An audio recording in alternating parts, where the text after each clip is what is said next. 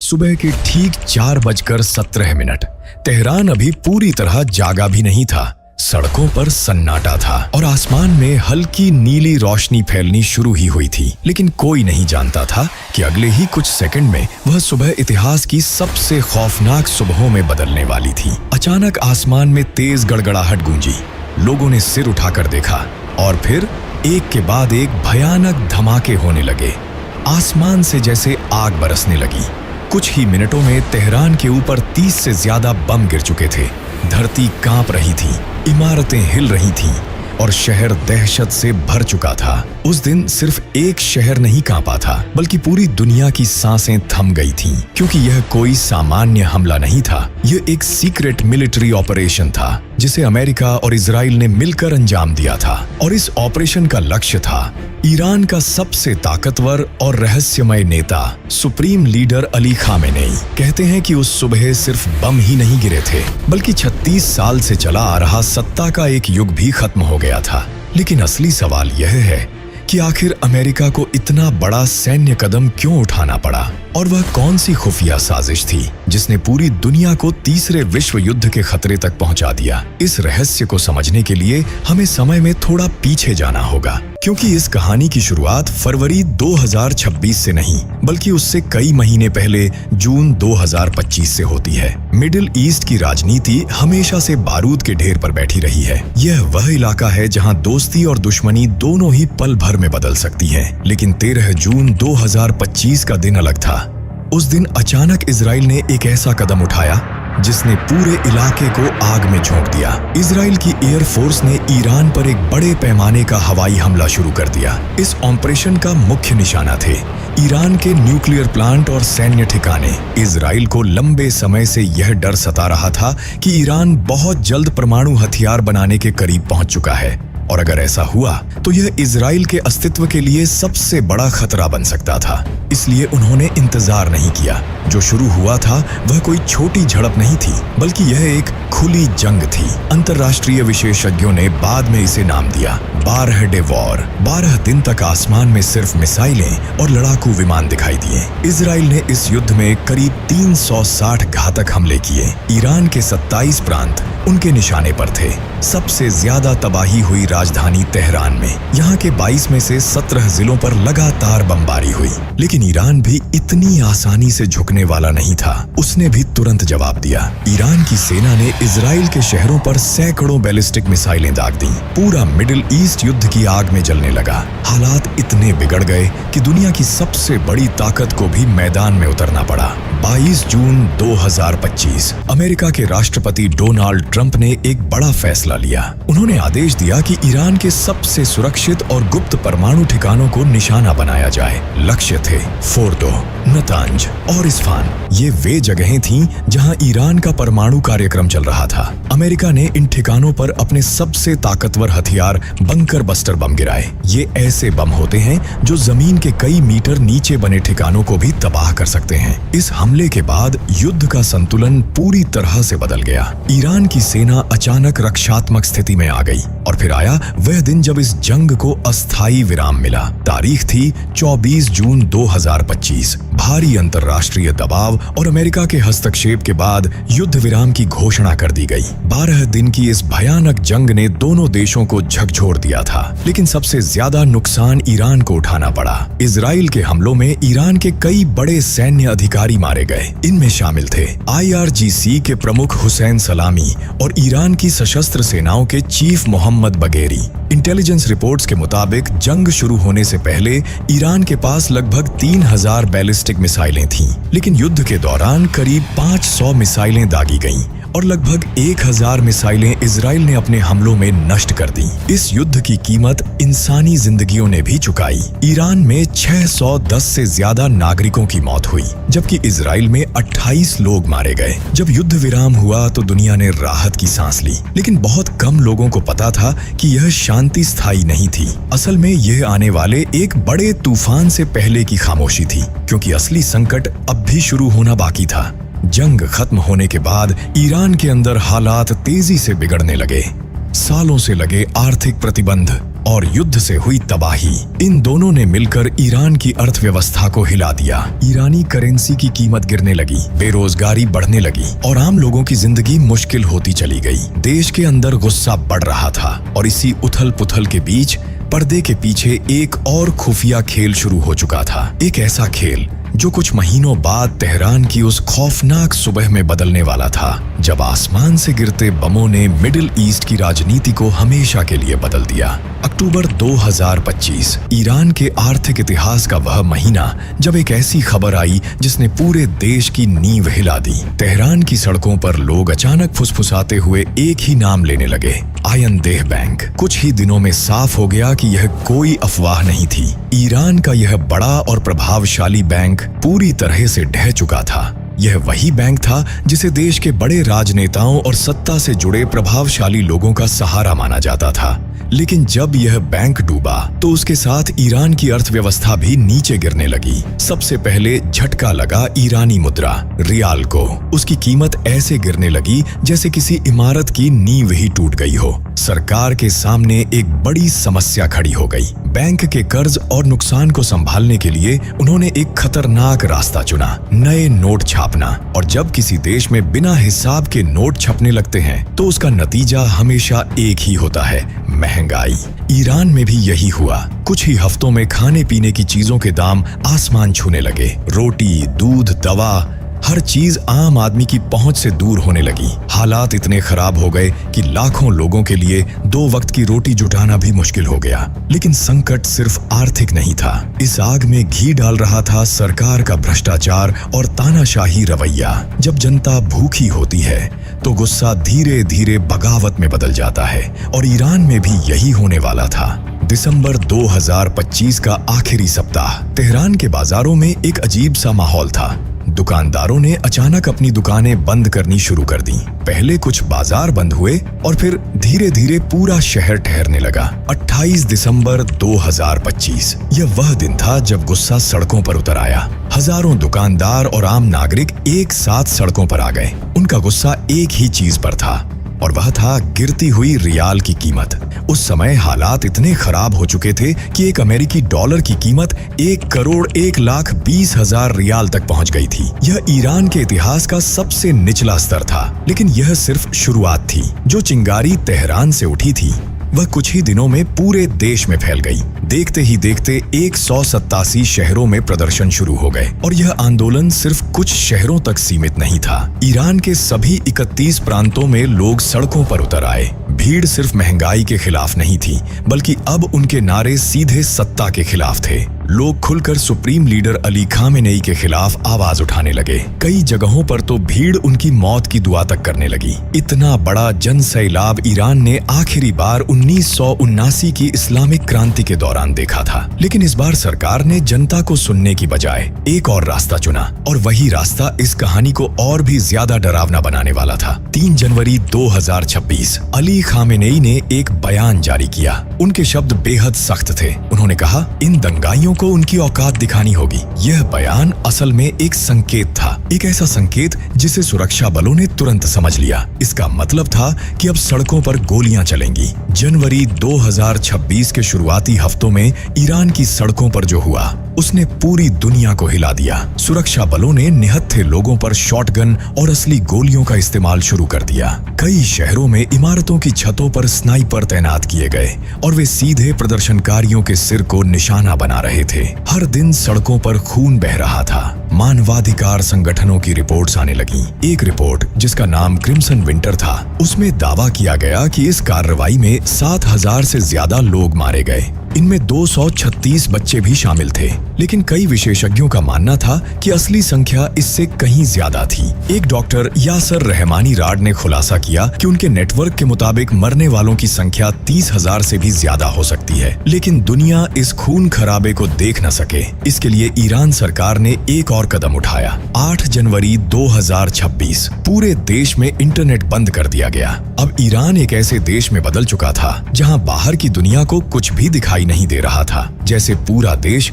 एक खुली जेल बन गया हो। लेकिन एक जगह ऐसी थी जहां से सब कुछ साफ दिखाई दे रहा था। अमेरिका और इजराइल, उनके सैटेलाइट और खुफिया एजेंसियां इस पूरे घटनाक्रम को बेहद करीब से देख रही थीं। CIA ने अपनी जासूसी गतिविधियां अचानक बढ़ा दी। अब उनका लक्ष्य सिर्फ ईरान के परमाणु कार्यक्रम को रोकना नहीं था, बल्कि उनका असली मकसद बन चुका था इस शासन को हमेशा के लिए खत्म करना। और तभी अली खामेनेई ने अपना आखिरी सार्वजनिक भाषण दिया, 17 फरवरी 2026। ये भाषण था तबरिज विद्रोह की सालगिरह के मौके पर। भीड़ के सामने खड़े होकर खामेनेई ने अमेरिका का मजाक उड़ाया। उन्होंने कहा, अमेरिका अब एक ढहता हुआ साम्राज्य बन चुका है। उन्होंने यहाँ तक कहा कि अमेरिका की आधी आबादी अपने ही राष्ट्रपति डोनाल्ड ट्रंप को पसंद नहीं करती। उनकी आवाज में घमंड साफ सुनाई दे रहा था। उन्होंने दावा किया कि अमेरिका उनका कुछ भी नहीं बिगाड़ सकता।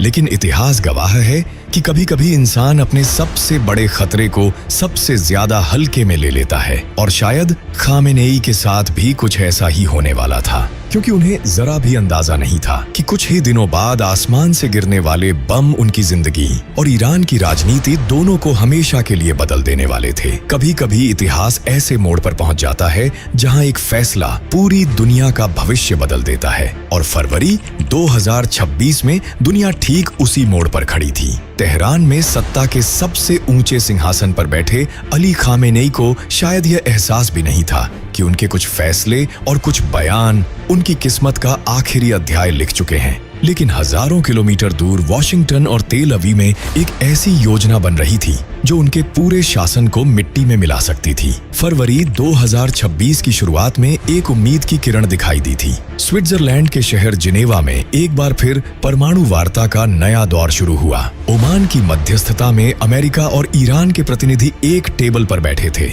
उम्मीद यह थी कि शायद बातचीत के जरिए कोई ऐसा समझौता निकल आए जिससे तनाव कम हो सके। 27 फरवरी 2026 को खबर आई कि ईरान अपने न्यूक्लियर स्टॉक पाइल कम करने के लिए तैयार हो सकता है। दुनिया को लगा कि शायद अब हालात सुधरने वाले हैं। लेकिन उसी समय एक ऐसी रिपोर्ट सामने आई जिसने सारी बातचीत को बेमानी बना दिया। यह रिपोर्ट आई थी इंटरनेशनल एटॉमिक एनर्जी एजेंसी से। रिपोर्ट में दावा किया गया कि ईरान ने अपने परमाणु कार्यक्रम का एक अहम हिस्सा दुनिया से छुपा रखा है। कहा गया कि एक गुप्त भूमिगत जगह पर अत्यधिक समृद्ध यूरेनियम जमा किया गया है और 2025 के हमलों से उस जगह को कोई नुकसान नहीं पहुंचा था। यह खबर जैसे ही वॉशिंगटन पहुंची, अमेरिकी राष्ट्रपति डोनाल्ड ट्रंप को साफ समझ आ गया कि मामला सिर्फ कूटनीति से हल नहीं होने वाला। उन्होंने पहले ही चेतावनी दी थी, अगर बातचीत नाकाम रही तो सैन्य विकल्प इस्तेमाल करने में एक पल भी नहीं लगाया जाएगा। उधर इजराइल के प्रधानमंत्री बेंजामिन नेतन्याहू भी अमेरिका पर लगातार दबाव बना रहे थे।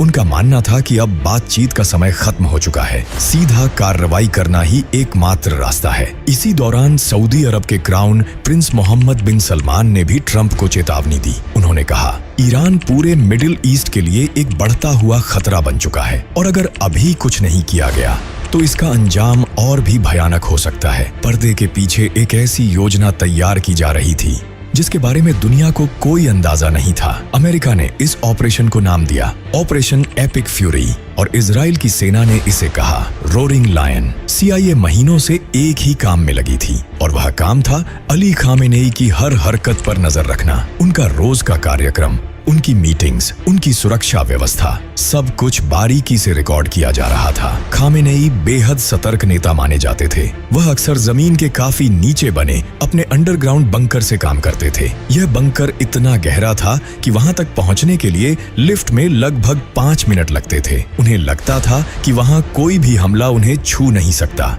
लेकिन इतिहास ने बार बार साबित किया है कि मौत कभी भी कहीं से भी आ सकती है। और फिर आ गया वह दिन, 28 फरवरी 2026। सुबह होते ही सैन्य अड्डों पर असामान्य हलचल शुरू हो चुकी थी। फाइटर जेट्स को तैयार किया जा रहा था, ड्रोन सिस्टम एक्टिव कर दिए गए थे। स्क्रीन पर एक ही शब्द चमक रहा था, टारगेट लॉक्ड। मौत का काउंटडाउन शुरू हो चुका था। सुबह के ठीक 8:10 इजराइल के लड़ाकू विमान और अमेरिका के उन्नत ड्रोन ईरान के हवाई क्षेत्र में दाखिल हो चुके थे। यह हमला बेहद साहसी था क्योंकि इसे दिन दहाड़े अंजाम दिया जा रहा था। टारगेट कई बड़े शहर थे, तेहरान, इस्फहान, कौम, खजविन और केरमानशाह। लेकिन असली निशाना एक ही जगह थी, तेहरान के बीचों बीच स्थित अली खामेनेई का निजी परिसर। उसी समय खामेनेई अपने सबसे भरोसेमंद सैन्य अधिकारियों के साथ एक गुप्त बैठक में थे। कमरे में रणनीति पर चर्चा हो रही थी और बाहर आसमान में मौत मंडरा रही थी। और कुछ ही सेकंड बाद आसमान को चीरती हुई गर्जना सुनाई दी। इजरायली फाइटर जेट्स ने एक साथ 30 बम गिरा दिए। धमाका इतना भीषण था कि पूरा इलाका हिल गया। कुछ ही पलों में पूरा परिसर धूल और मलबे के ढेर में बदल चुका था। सैटेलाइट तस्वीरों में साफ दिखाई दे रहा था कि वह जगह अब सिर्फ राख बन चुकी थी। इस हमले में 86 वर्षीय सुप्रीम लीडर अली खामेनेई की मौके पर ही मौत हो गई। लेकिन यह हमला सिर्फ एक व्यक्ति तक सीमित नहीं था। उनके साथ उनकी बेटी, दामाद, पोता और बहू भी मारे गए। ईरान का शीर्ष सैन्य नेतृत्व भी इस हमले में खत्म हो गया। इनमें शामिल थे अली शामखानी, जो सुप्रीम नेशनल सिक्योरिटी काउंसिल के सचिव थे, और मोहम्मद पाकपोर, जो IRGC के प्रमुख थे। कुछ ही मिनटों में ईरान की पूरी सत्ता संरचना हिल चुकी थी। अमेरिका और इजराइल ने एक ही झटके में ईरान की शीर्ष नेतृत्व को खत्म कर दिया था। हमले के तुरंत बाद पूरे देश में अफरा तफरी मच गई। लोगों को समझ ही नहीं आ रहा था कि आखिर हुआ क्या है। ईरान की सरकारी मीडिया ने शुरुआत में इस खबर को छिपाने की कोशिश की। उन्होंने दावा किया कि सुप्रीम लीडर सुरक्षित हैं और उन्हें एक सुरक्षित स्थान पर ले जाया गया है। लेकिन सच्चाई ज्यादा देर तक छिप नहीं सकती थी, क्योंकि तेहरान के आसमान में उठता धुएं का गुब्बार और मलबे में बदल चुका वह परिसर। हमले के कुछ ही घंटे बाद दुनिया भर के मोबाइल फोन पर एक वीडियो तेजी से फैलने लगा। यह वीडियो था अमेरिका के राष्ट्रपति डोनाल्ड ट्रंप का। अपने सोशल मीडिया प्लेटफॉर्म पर पोस्ट किए गए करीब 8 मिनट के इस संदेश में ट्रंप ने दुनिया को वह खबर दी जिसने मिडिल ईस्ट की राजनीति को हिला दिया। उन्होंने साफ शब्दों में कहा कि ईरान में बड़े पैमाने पर सैन्य कार्रवाई शुरू हो चुकी है और अली खामेनेई अब जिंदा नहीं है। ट्रंप ने अपने भाषण में खामेनेई को इतिहास के सबसे खतरनाक नेताओं में से एक बताया। उन्होंने ईरान की जनता से सीधे कहा, अब तुम्हारे पास अपनी आजादी वापस लेने का मौका है। यह तुम्हारे भविष्य का गोल्डन मोमेंट है। अपने देश की किस्मत अपने हाथ में लेने का समय आ गया है। जैसे ही यह संदेश फैला, ईरान के अंदर का माहौल अचानक बदल गया। तेहरान की सड़कों पर एक अजीब सा दृश्य दिखाई देने लगा। एक तरफ सत्ता के कट्टर समर्थक एंगेलाब स्क्वायर में जमा होकर रो रहे थे। लोग सीना पीटते हुए अपने नेता की मौत पर मातम मना रहे थे। लेकिन उसी शहर के दूसरे हिस्सों में बिल्कुल अलग नजारा था। उन परिवारों के लिए जिन्होंने प्रदर्शनों में अपने बच्चों को खो दिया था। यह खबर जैसे किसी लंबे दुस्वप्न के खत्म होने जैसी थी। तेहरान, कर्ज और शिराज जैसे शहरों में लोग सड़कों पर निकल आए। कारों के हॉर्न बज रहे थे, कहीं पटाखे फूट रहे थे, कहीं लोग नाचते हुए नजर आ रहे थे। कई लोगों को यकीन ही नहीं हो रहा था कि 36 साल पुराना शासन अचानक खत्म हो गया है। लेकिन यह जश्न ज्यादा देर टिक नहीं पाया, क्योंकि आसमान में अभी भी खतरा मंडरा रहा था। और फिर एक ऐसी खबर आई जिसने दुनिया को झकझोर दिया। ईरान के दक्षिणी शहर मिनाब में एक भयानक हादसा हो गया। यहाँ एक लड़कियों के प्राथमिक स्कूल के पास अचानक एक मिसाइल आ गिरी। यह स्कूल एक नौसैनिक सैन्य अड्डे के बेहद करीब था और असल में हमला उसी बेस को निशाना बनाकर किया गया था। लेकिन मिसाइल रास्ता बदल गई। कुछ ही सेकंड में स्कूल का पूरा परिसर मलबे में बदल चुका था। इस दर्दनाक हमले में 165 मासूम बच्चियों की जान चली गई और 95 से ज्यादा घायल हो गईं। मलबे के नीचे दबे स्कूल बैग, खून से सने खिलौने और बिखरी हुई किताबें, इन तस्वीरों ने पूरी दुनिया को स्तब्ध कर दिया। अस्पतालों के मुर्दा घर भर चुके थे।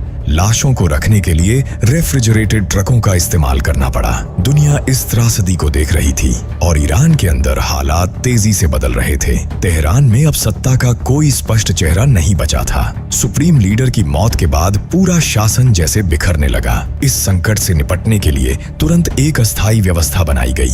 संविधान के आर्टिकल 111 के तहत एक अंतरिम नेतृत्व परिषद बनाई गई। इस परिषद में 3 बड़े नाम शामिल किए गए: राष्ट्रपति मसूद पेजेशकियन, न्यायपालिका प्रमुख गुलाम हुसैन मोहसेनी-ए-जई और गार्जियन काउंसिल के वरिष्ठ सदस्य अयातुल्लाह अली रजा अराफी। कुछ ही घंटों बाद पेजेशकियन राज्य टीवी पर दिखाई दिए। उनका चेहरा सख्त था। उन्होंने कहा कि दुश्मन को इस हमले की भारी कीमत चुकानी पड़ेगी। ईरान की सेना बदला लेने के लिए तैयार है। लेकिन उस समय एक और बड़ी समस्या थी।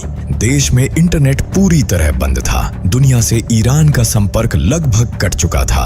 किसी को नहीं पता था कि आगे क्या होने वाला है, लेकिन एक बात लगभग तय थी कि अब यह संघर्ष और खतरनाक मोड़ लेने वाला है, क्योंकि ईरान के लिए यह सिर्फ एक सैन्य हमला नहीं था, बल्कि यह बदले की लड़ाई बन चुकी थी। और बदला अक्सर सबसे खतरनाक फैसले करवाता है। खामेनेई की मौत के कुछ ही घंटों बाद ईरान की सेना ने अपनी जवाबी कार्रवाई शुरू कर दी। इस ऑपरेशन को नाम दिया गया ऑपरेशन ट्रुथफुल प्रॉमिस। 1 मार्च 2026 की सुबह ईरान ने एक साथ दर्जनों बैलिस्टिक मिसाइलें और आत्मघाती ड्रोन लॉन्च कर दिए। इस बार निशाना सिर्फ इजराइल नहीं था। ईरान ने आदेश दिया कि मिडिल ईस्ट में मौजूद हर अमेरिकी सैन्य ठिकाने को निशाना बनाया जाए। कुछ ही मिनटों में इजराइल के आसमान में मिसाइलें दिखाई देने लगीं। तेल अवीव और हाइफा में सायरन गूंजने लगे। लोग बंकरों की तरफ भागने लगे। एक मिसाइल बेट शेमेश शहर के रिहायशी इलाके में आ गिरी। इस हमले में 8 नागरिकों की मौत हो गई और 20 लोग घायल हो गए। लेकिन हमले यहीं तक सीमित नहीं थे। ईरान ने मिडिल ईस्ट के कई देशों में मौजूद अमेरिकी सैन्य ठिकानों को भी निशाना बनाया। यूएई, कतर, बहरीन, कुवैत और इराक में मिसाइलें दागी गईं। पूरा इलाका अचानक युद्ध के साए में आ गया। लेकिन इस टकराव का असर सिर्फ युद्ध के मैदान तक सीमित नहीं रहने वाला था। असल भूचाल अब दुनिया की अर्थव्यवस्था में आने वाला था, क्योंकि जब मिडिल ईस्ट जलता है तो उसकी आग पूरी दुनिया की जेब तक पहुंचती है। जब दुनिया को लगा कि तेहरान पर हुए हमले के बाद शायद हालात धीरे धीरे शांत हो जाएंगे, तो तभी ईरान ने ऐसा कदम उठाया जिसने पूरी दुनिया की धड़कनें तेज कर दी। मिडिल ईस्ट के नक्शे पर एक बेहद अहम जगह है, स्ट्रेट ऑफ हॉर्मुज। यह वही समुद्री रास्ता है जहां से दुनिया के लगभग 20% तेल के टैंकर गुजरते हैं। लेकिन खामेनी की मौत के बाद ईरान की सबसे ताकतवर सैन्य इकाई IRGC ने अचानक इस रास्ते को बंद करने का फैसला कर लिया। समुद्र में गश्त कर रहे ईरानी युद्धपोतों ने टैंकरों को चेतावनी दी कि कोई भी जहाज आगे नहीं बढ़ेगा। कुछ टैंकरों पर हमले की खबरें भी आने लगीं। कुछ ही घंटों में समुद्र में अजीब सा नजारा दिखने लगा। 150 से ज्यादा ऑयल टैंकर खुले समुद्र में रुक गए थे, जैसे पूरी दुनिया की ऊर्जा सप्लाई अचानक ठहर गई हो। और इसका असर तुरंत दिखा। अंतरराष्ट्रीय बाजार में तेल की कीमतें अचानक उछलने लगीं। ब्रेंट क्रूड ऑयल कुछ ही समय में $85 प्रति बैरल के पार पहुंच गया। बड़े वित्तीय संस्थानों ने चेतावनी देना शुरू कर दिया। बार्कलेज जैसे बैंक ने साफ कहा कि अगर यह युद्ध जल्द नहीं रुका तो तेल की कीमतें $100 प्रति बैरल तक जा सकती हैं। इसका मतलब था कि महंगाई का ऐसा तूफान जो पूरी दुनिया की अर्थव्यवस्था को हिला सकता था। कुछ ही दिनों में शेयर बाजारों में गिरावट आने लगी। निवेशक तेजी से अपना पैसा निकालने लगे। दुनिया की अर्थव्यवस्था जैसे एक अदृश्य संकट की ओर बढ़ रही थी। अमेरिका और इजराइल को लगा था कि खामेनी को हटाने के बाद ईरान कमजोर पड़ जाएगा, लेकिन हुआ ठीक उल्टा। उनकी कार्रवाई ने जैसे एक ऐसे तूफान को जन्म दे दिया था जिसकी दिशा अब किसी के नियंत्रण में नहीं थी। और यह तूफान अब सिर्फ मिडिल ईस्ट तक सीमित नहीं था। दुनिया की बड़ी ताकतें भी इस संकट में खिंचती चली जा रही थीं। सबसे पहले प्रतिक्रिया आई रूस से। रूस के राष्ट्रपति व्लादिमीर पुतिन ने इस हमले की तीखी आलोचना की। उन्होंने इसे एक सोची समझी हत्या बताया और कहा कि यह अंतर्राष्ट्रीय कानून का खुला उल्लंघन है। पुतिन ने यहाँ तक कहा कि खामेनी एक बड़े राजनीतिक नेता थे और इस तरह की कार्रवाई दुनिया को और अस्थिर बनाएगी। चीन ने भी अमेरिका और इजराइल के कदम पर कड़ा विरोध जताया। वहीं उत्तर कोरिया ने अमेरिका के व्यवहार को गैंगस्टर जैसी नीति तक कह डाला। पूरी दुनिया जैसे दो खेमों में बंटती नजर आने लगी। इन सब के बीच भारत ने एक बेहद संतुलित और सावधान रुख अपनाया। भारत के विदेश मंत्रालय ने एक आधिकारिक बयान जारी किया। इसमें पूरे घटनाक्रम पर गहरी चिंता जताई गई और सभी पक्षों से संयम बरतने की अपील की गई। इसका मकसद साफ था, उन देशों में रह रहे लाखों भारतीयों की सुरक्षा सुनिश्चित करना, क्योंकि यह स्थिति भारत के लिए बेहद संवेदनशील थी। भारत के रिश्ते अमेरिका, इजराइल और ईरान तीनों के साथ महत्वपूर्ण हैं। इजराइल में लगभग 40,000 भारतीय रहते हैं और ईरान में भी 6 से 10,000 भारतीय काम करते हैं। लेकिन संकट सिर्फ सरकारों तक सीमित नहीं रहा। दुनिया के कई हिस्सों में लोगों की भावनाएं भड़क उठीं। ईरान के समर्थकों ने जगह जगह विरोध प्रदर्शन शुरू कर दिए। सबसे उग्र दृश्य देखने को मिला पाकिस्तान के कराची शहर में। वहां प्रदर्शन अचानक हिंसक हो गया। भीड़ ने अमेरिकी दूतावास की ओर मार्च शुरू कर दिया। पुलिस पोस्ट जला दी गई, गाड़ियां फूंक दी गईं। हालात इतने बिगड़ गए कि पुलिस को गोली चलानी पड़ी। इस झड़प में 22 लोग मारे गए और 120 से ज्यादा घायल हो गए। भारत में भी कुछ जगहों पर प्रदर्शन हुए। दिल्ली, कश्मीर और उत्तर प्रदेश के कुछ हिस्सों में लोगों ने खामेनी की मौत पर कैंडल मार्च निकाले और अमेरिका के खिलाफ नारे लगाए। इसी बीच इराक में भी अमेरिकी दूतावास को घेरने की कोशिश की गई और यूरोप के देश ग्रीस में भी बड़े पैमाने पर विरोध प्रदर्शन हुए। दुनिया का माहौल तेजी से बदल रहा था। अब सवाल सिर्फ ईरान या इजराइल का नहीं रह गया था। सवाल यह था, क्या यह टकराव एक बड़े वैश्विक संघर्ष में बदल सकता है? आज ईरान एक बेहद खतरनाक मोड़ पर खड़ा है। एक तरफ अमेरिका की विशाल सैन्य ताकत है जो ईरान में शासन परिवर्तन चाहती है। दूसरी तरफ ईरान की कट्टर सत्ता है जो अपने अस्तित्व की लड़ाई लड़ रही है। खामेनी की मौत ने एक बड़ा सत्ता शून्य पैदा कर दिया है। अब पूरी दुनिया यह देख रही है, क्या अंतरिम नेतृत्व ईरान को इस आग से बाहर निकाल पाएगा या यह संघर्ष और भड़क जाएगा? और सबसे बड़ा सवाल, क्या यह टकराव कहीं तीसरे विश्व युद्ध की शुरुआत तो नहीं बन जाएगा? आप क्या सोचते हैं कि यह टकराव क्या तीसरे विश्व युद्ध को जन्म देगा? अपना जवाब हमें हाँ या नहीं में कमेंट में जरूर दें। धन्यवाद।